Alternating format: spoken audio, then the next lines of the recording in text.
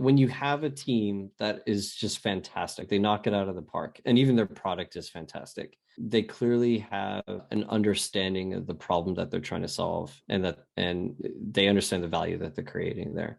But they struggle to get scale. They're not good at the growth strategy aspect of things. What's the first recommendation that you make often in those situations? If they're not very good at go-to-market, it's often a problem with customer. Well, like, first of all, can the founder learn to get better?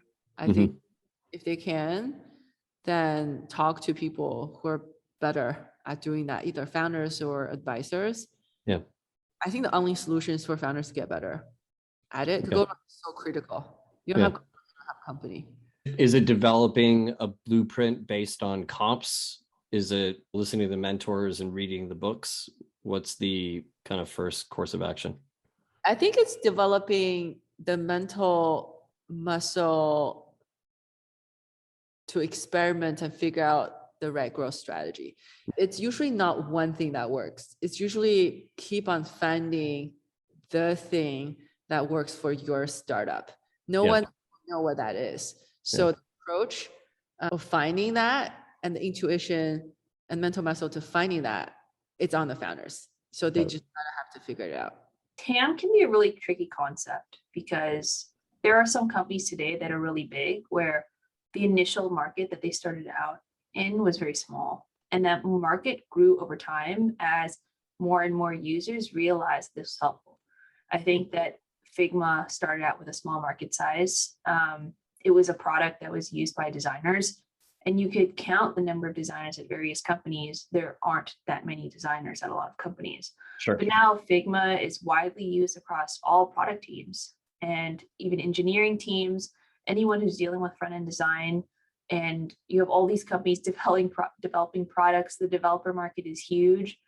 And the market is a lot bigger for Figma than people originally thought. So TAM can be tricky because it's not always easy to predict, but looking at a product and saying, what could this be?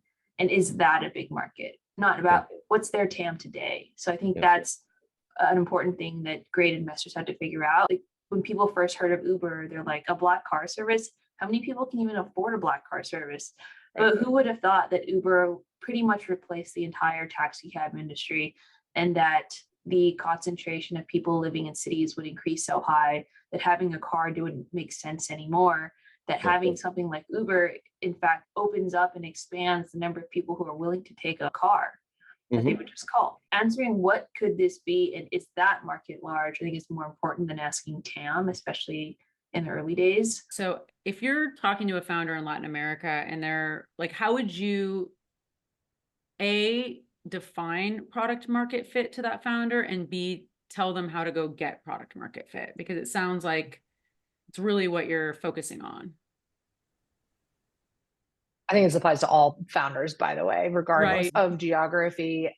I would say, and look, we invest pre-product market fit, seed company in inception through Series A, but product market fit to me looks like your customers are ripping your product out of your hands. Like you are shipping product that you know isn't perfect yet, and people are still saying, we want to pay you for this. Like, cannot.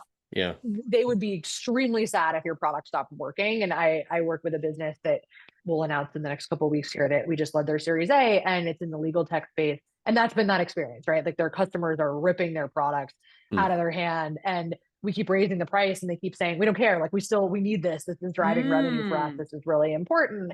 And I think it's the really annoying answer of, you know it when you see it, which I really hate, but I do think there's this reality. You had a great leading indicator. If you raise the price and they still pay for it in this economy, that is product market fit. I think that's a great way to describe it.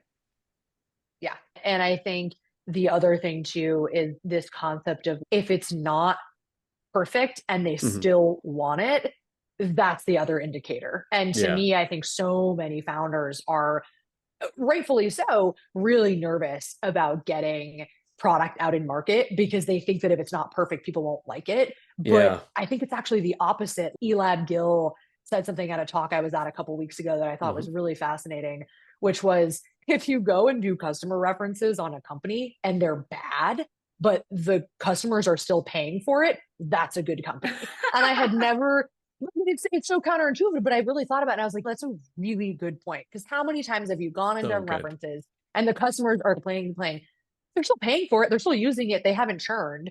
And look, of course, that doesn't apply in all cases, but it really made me think about, if they're paying for something that's less than perfect, the problem is real. And maybe it's not that product that's the right solution, but you've at least validated that the problem is super real. I don't know, it struck me as a funny comment, but I think it's accurate.